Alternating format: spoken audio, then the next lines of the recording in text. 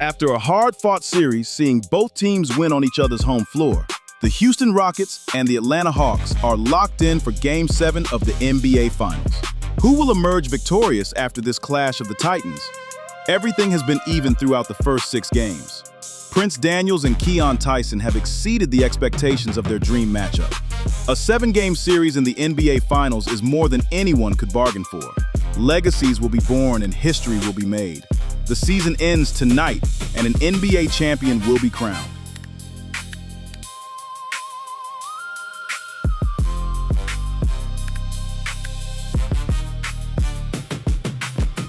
My legacy is on the line. I don't think I need to give any context for you to understand what I mean. It's been 5 years since I entered the league. Some people say it's too early to think about legacy. But the truth is, we don't know how long we have in this game. I'm trying to get it all while I can. This is Game 7, and I'm leaving it all on the floor. I'm making it my business to put a stop to this dynasty. Nothing personal. Keon is my dog, and I hate it had to be him. But I'm not backing down, bro. You know that. We gotta play a flawless game to win this championship. The Rockets will capitalize on our mistakes. I know that sounds like a lot of pressure, but that's what comes with the game. Being able to perform in pressure situations is what separates the stars from the superstars. I'm not gonna lie, this has been a tough series. KD has been in and out of the lineup, so I've been doing everything I can to keep us close. I don't mind scoring more, but it definitely makes us more predictable. Me being able to get in the lane with ease always creates opportunities for shooters on the perimeter. With a little bit of inconsistent shooting and KD banged up for Game 7, it's going to be extremely hard to beat the Hawks. Essentially, I needed to have a career game.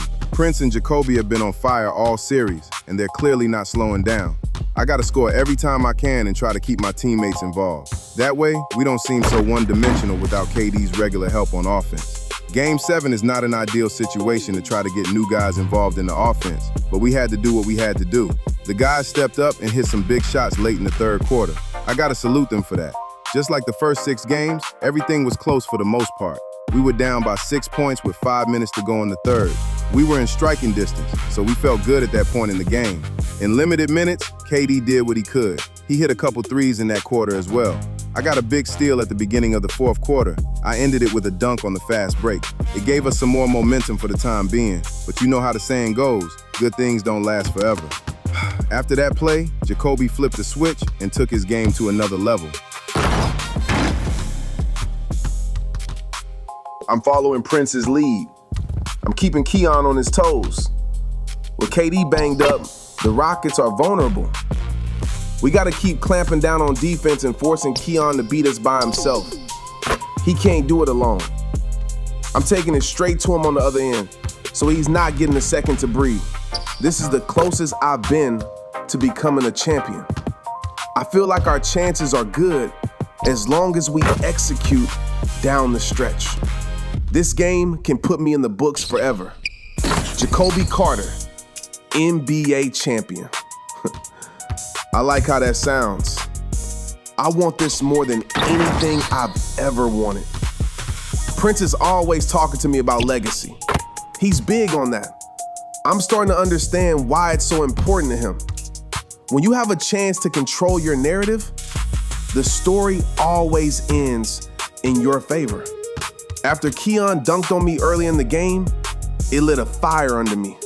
I just started going crazy, bro. That run we went on to end the game was like an out-of-body experience. I salute my dog Keon. We're all champions now, bro. It's a surreal moment. I always had dreams of winning the NBA Finals. Now that I've done it, I already want to do it again. Salute to the Hawks front office for making the necessary moves to bring Prince to the team. I'm going to pop some bottles now. It's championship time, my brother.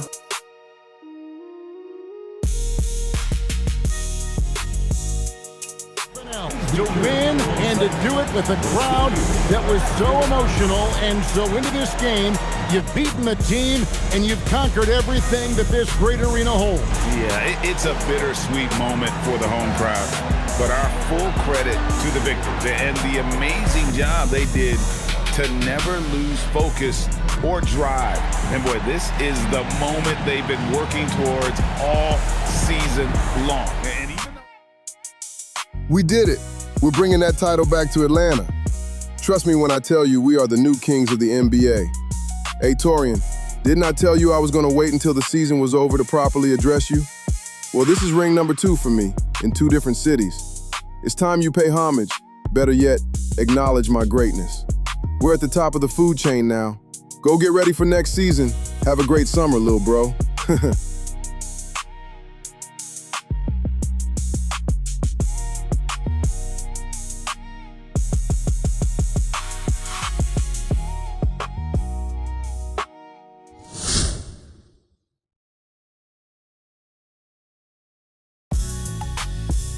The celebration continues in Atlanta.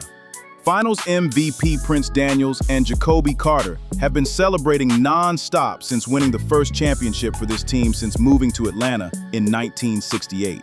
These 2 players have etched their name in the history books of Atlanta Hawks basketball.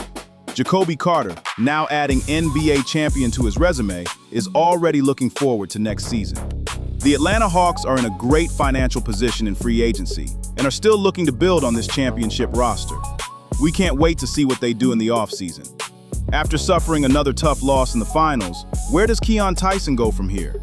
Next year is season number 8 for Keon. With 1 year left on his contract and renewed speculation of Kevin Durant's retirement, what do the Houston Rockets do? With the certainty of AJ Boston leaving the Los Angeles Lakers, it's possible Houston may be the landing spot for AJ.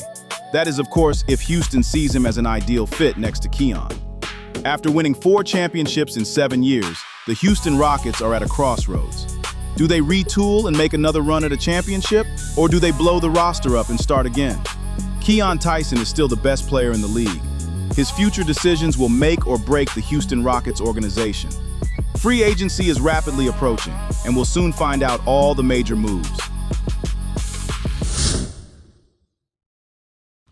The Eagle has landed. AJ Boston is now an Atlanta Hawk. After major speculation of AJ going to Houston to team up with Keon Tyson, word trickled out late that the Hawks were somehow in the mix to land the 4-time All-Star as well. The Hawks were not initially seen as a destination for AJ, but Atlanta's willingness to tinker with its roster has yielded amazing results. The Hawks parted ways with Jalen Johnson in a 3-way sign and trade, acquiring Boston and signing him to a 5-year deal. The Hawks will be the clear favorite to repeat as champion. Now that AJ is officially a member of the Hawks, where does that leave Keon Tyson in the Rockets? Kevin Durant's retirement was the first domino to fall in the Rockets dynasty. After losing out on the sweepstakes to land AJ Boston, does Houston have a true running mate for their 5-time MVP? This will be one of the first times in recent memory that the Rockets will not start the season as one of the favorites to win it all. As talented as Keon is, the Rockets supporting cast must improve if they want to continue to be title contenders. The addition of Jalen Johnson has lessened the blow for the time being, but in all honesty, do the Rockets really expect to remain at the top forever? Maybe it's time for Keon to move on.